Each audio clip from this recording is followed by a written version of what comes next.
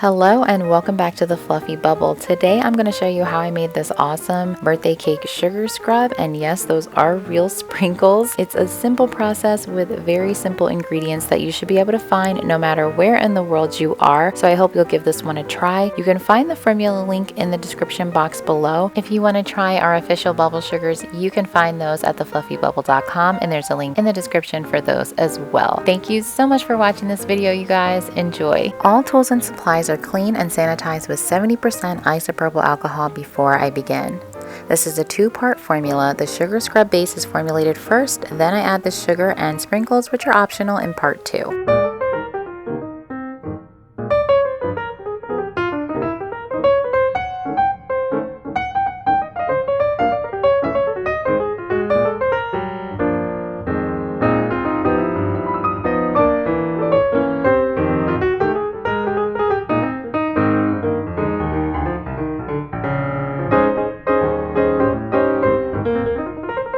This part is optional, but I do recommend warming the glycerin and cocoa-metapropyl betaine mixture in the microwave in about 3-second intervals until it reaches 100 degrees Fahrenheit. This will just help your xanthan gum hydrate quicker.